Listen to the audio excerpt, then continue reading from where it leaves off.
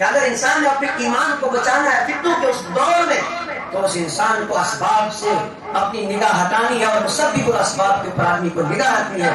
اگر اسباب انسان کو ملے ہیں، مال ملا ہے، عہدہ ملا ہے، دولت ملی ہے، اس کو اللہ کا کیا سمجھے کہ اللہ کی طرف سے مجھے اس نے کرم کیا ہے، مجھے ملا اور میری کوئی حیثیت نہیں کی۔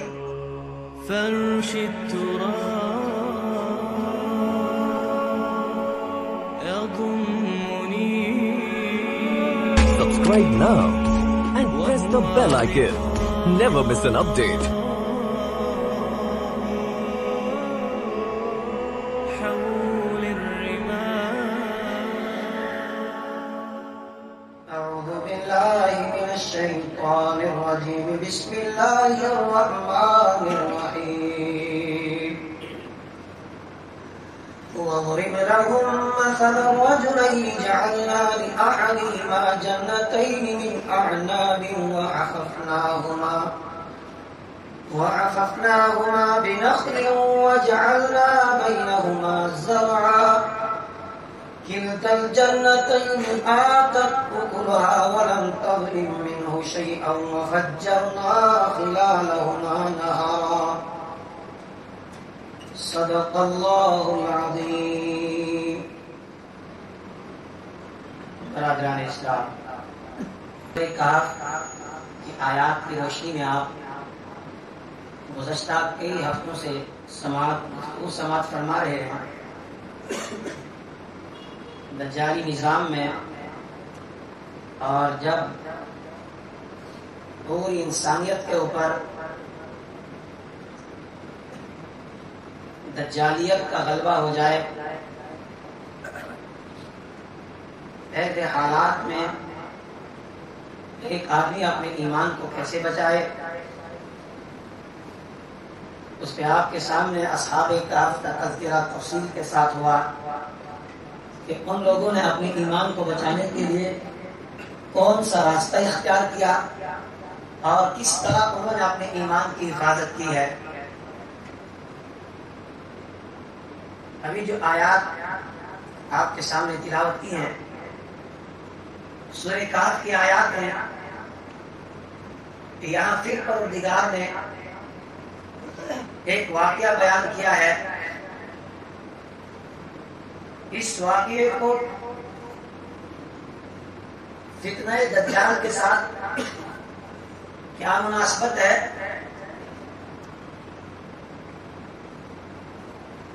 ابھی آپ قرآن پاک کی آیات کی روشنی میں سنیں گے کہ جن دو آدمیوں کا تذکرہ چل رہا ہے ان میں سے ایک آدمی مادہ پرست،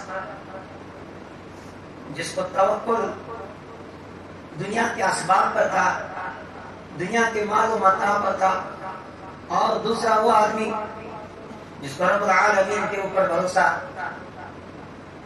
یہ بتایا گیا ہے کہ جس وقت دجالی فتنہ ہونا ہے، لوگوں کے اندر مادہ پرستی آ جائے گی، لوگ اللہ کو بھول جائیں گے اور وہ دنیا کے ساز و سامان کو، دنیا کے مال و متاع کو اپنا مسبب ماننے لگ جائیں گے۔ جو توکل اور جو بھروسہ انہیں رب کی ذات کے اوپر ہونا چاہیے تھا، وہ توکل اور وہ بھروسہ ان کے اسباب پر آ جائے گا، اور یہ شرک کے خطرناک قسم ہے جو انسان کے اعمال کو راہ تک رکھ دیتا ہے،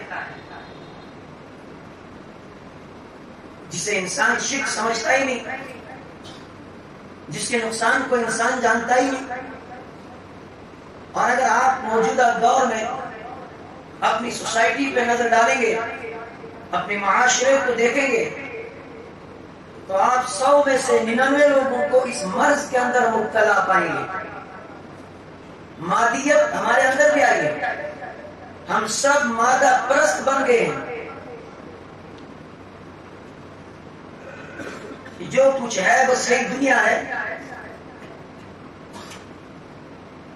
لیکن اللہ تبارک و تعالیٰ نے اس واقعے کو بیان کر کے اپنے بندوں کو سمجھایا ہے کہ اصل چیز جس انسان کے دل میں اللہ کی محبت ہو، اور اس کو پھر اللہ کی ذات پر توکل ہو، پھر اس کو کسی بھی جگہ رکھو، پھر اس کے سامنے حالات کیسے بھی آئیں، پھر اس کے ایمان پر کوئی فرق نہیں پڑتا ہے، پھر اس کا ایمان ڈگمگاتا نہیں ہے. اور جس انسان کا توکل، جس انسان کا بھروسہ اسباب پر آ جاتا ہے، پھر اگر اس کے سامنے تھوڑے سے بھی حالات آ جاتے ہیں یہ انسان ڈگمگانے لگتا ہے، پھر اس کا ایمان خطرے میں رہتا ہے، کیونکہ اس انسان کو اللہ کی ذات پر بھروسہ نہیں ہے. اس نے جو بھروسہ رکھا ہے، اس کا جو توکل ہے وہ اپنے اسباب پر ہے، وہ اپنے مال پر ہے، وہ اپنے باپ پر ہے، وہ اپنی ملازمت پر ہے. اس واقعے کو بیان کر کے اللہ نے یہی بات سمجھائی ہے کہ انسان کو ہمیشہ اپنے رب کے اوپر توکل کرنا چاہیے، اسی پر بھروسہ ہونا چاہیے. کبھی بھی انسان کو اپنے مال پر، اپنے اسباب پر، اپنے باغات پر، اپنے عہدے کے اوپر اترانا نہیں چاہیے، اکڑنا نہیں چاہیے کہ میرے پاس دنیا کا یہ مال و اسباب ہے. اس کے علاوہ قرآن پاک میں آپ دیکھیں گے قارون کو اللہ نے خزانوں سے نوازا، دولت سے نوازا، اور زمین میں وہ بغاوت کر گیا، سرکشی کر گیا.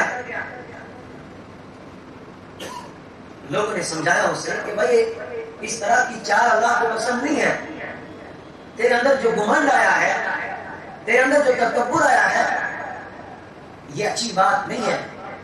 تو آج زمین کے اوپر اکڑ کے چل رہا ہے، اور زمین پر بسنے والے باقی انسانوں کو تو زمین کا کیڑا سمجھتا ہے کہ ان کی کوئی حیثیت نہیں ہے، اس لیے کہ ان کے پاس مال نہیں، ان کے پاس دولت نہیں. ان لوگوں کا مذاق نہ اڑا. وَلَا تَمْشِ فِي الْأَرْضِ مَرْحًا إِنَّكَ لَن تَخْرِقَ الْأَرْضَ وَلَن تَبْلُغَ الْجِبَالَ طُولًا. اللہ کو یہ اکڑ والی چال پسند نہیں. زمین کو پھاڑ نہیں سکتا ہے تو پہاڑ کی بلندی کو بلند نہیں سکتا ہے.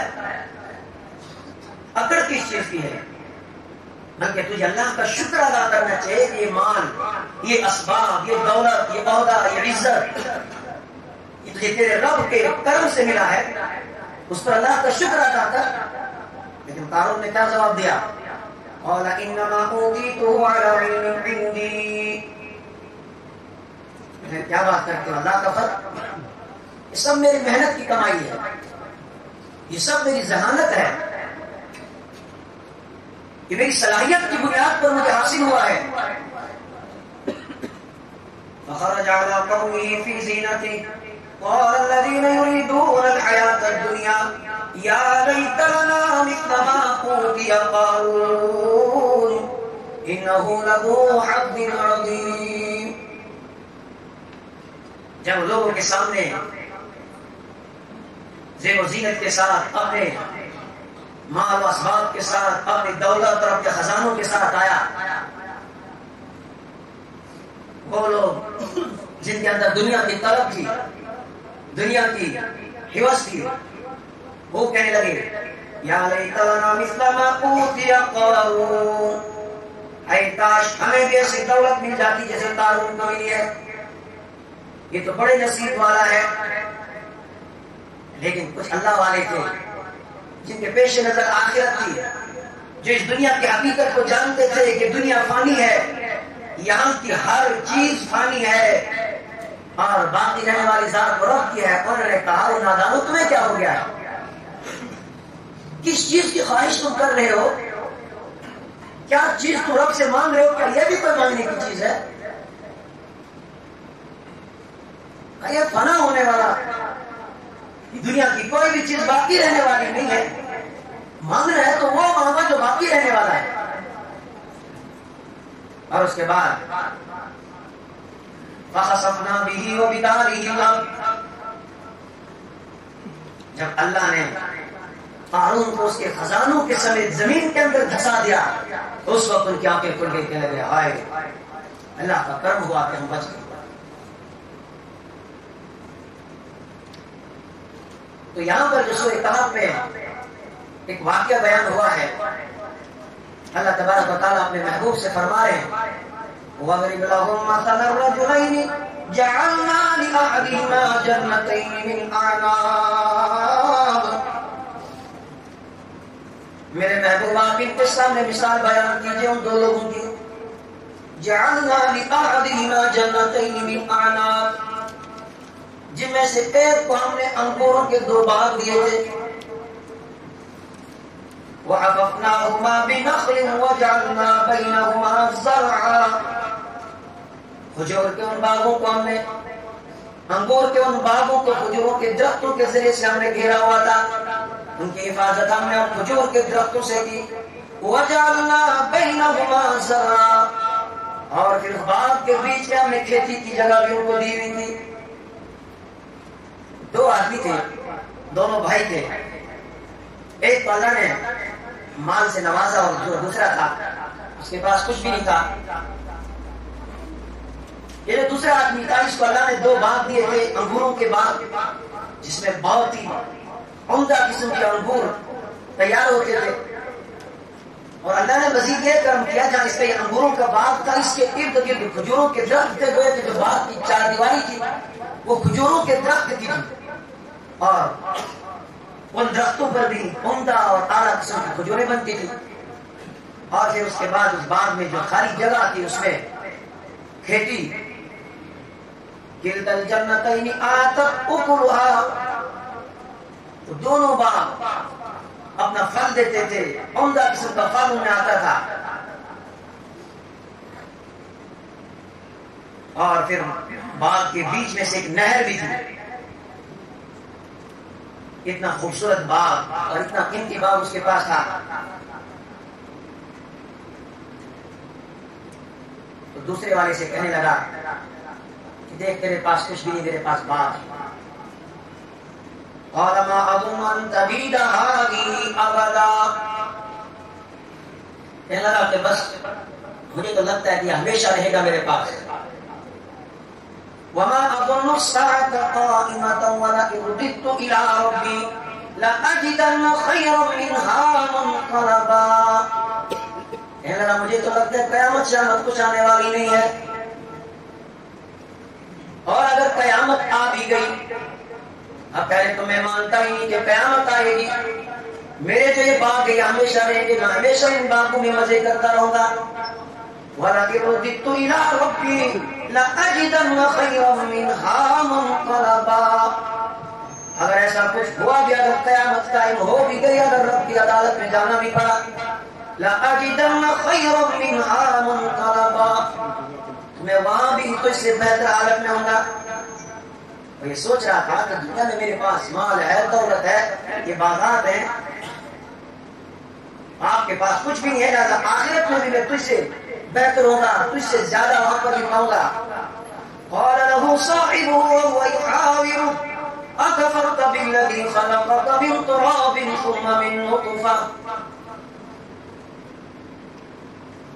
میں نے فوراً کہا، جو اس کا ساتھی تھا، جو بھائی تھا، اس نے کہا اکفرت بالذی خلقک من تراب، کیا ہو گیا تجھے؟ کیا تو اپنے رب کا منکر ہو گیا ہے؟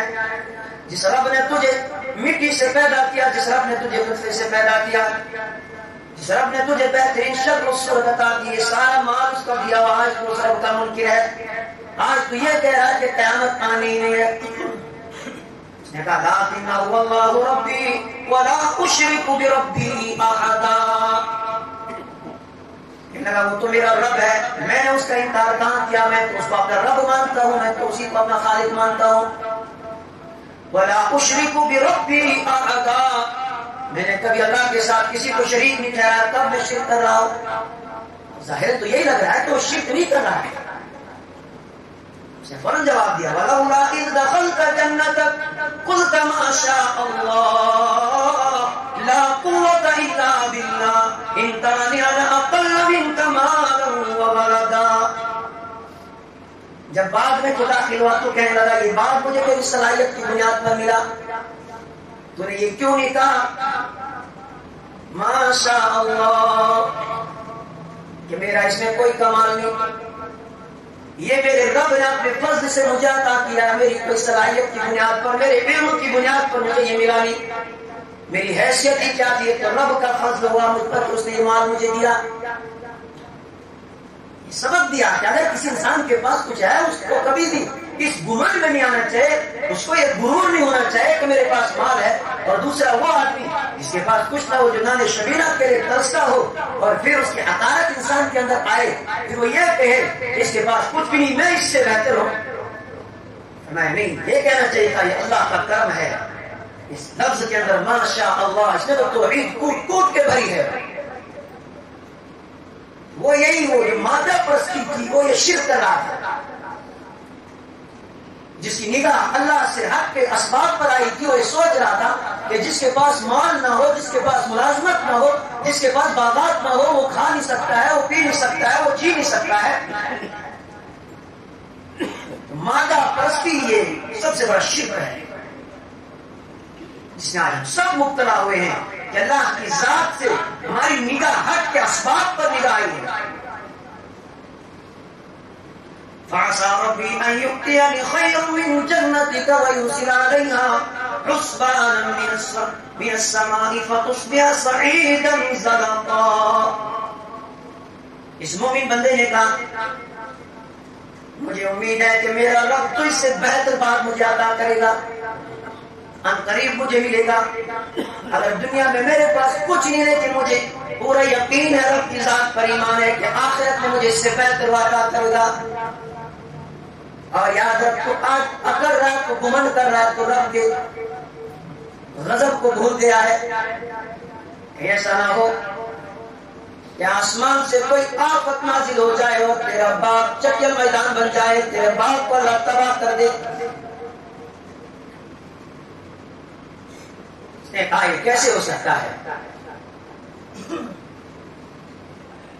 وَأُحِيطَ بِثَمَرِهِ فَأَصْبَحَ يُقَلِّبُ كَفَّيْهِ عَلَىٰ مَا أَنفَقَ فِيهَا وَهِيَ خَاوِيَةٌ عَلَىٰ عُرُوشِهَا وَيَقُولُ يَا لَيْتَنِي لَمْ أُشْرِكْ بِرَبِّي أَحَدًا. ایسا ہی ہوا، اللہ کو اس کا وہ بڑا بول پسند نہیں آیا. تو مال میرا دیا ہوا، عزت میری دی ہوئی، عہدہ میرا دیا ہوا، اور پھر یہ میرا بندہ مجھے بھول جائے، اور پھر وہ یہ کہے کہ میری صلاحیت کی بنیاد پر مجھے ملا، میرے محنت کی اس بنیاد پر مجھے ملا، میرے علم کی بنیاد پر مجھے ملا. اب صبح ہوئی، یہ جب اپنا باغ دیکھنے کے لیے گیا تو وہاں ہاتھ ملتا رہ گیا. دیکھا کہ پورا کا پورا باغ گر چکا ہے، پورا کا پورا باغ ختم ہو چکا ہے. اب اس نے اپنا سارا سرمایہ اس باغ کے اوپر لگایا ہوا تھا، زندگی کی ساری محنت وہاں پر لگی تھی. اب یہ ہاتھ ملتا رہ گیا. اس وقت اس کو عقل ٹھکانے آ گئی. اب اس کی آنکھیں کھل گئی. اب کہنے لگا یا لیتنی لم اشرک بربی احدا، ہائے کاش کہ میں نے اپنے رب کے ساتھ شرک نہ کیا ہوتا، کسی کو شریک نہ ٹھہرایا ہوتا. پیچھے تو اس نے صاحب بتایا کہ میں شرک نہیں کر رہا ہوں، پھر وہ یہاں اعتراف کر رہا ہے کہ میں نے شرک کیا ہے. تو شرک کون سا تھا؟ ظاہراً تو اس نے کسی بت کو نہیں پوجا، ظاہراً تو اس نے کسی اور کے سامنے ہاتھ جا کے نہیں پھیلائے. اس کو احساس ہوا کہ میں مادہ پرستی کے اندر مبتلا ہوا تھا، میرے اندر جو ہے یہ مادہ پرستی کا بت آ گیا تھا.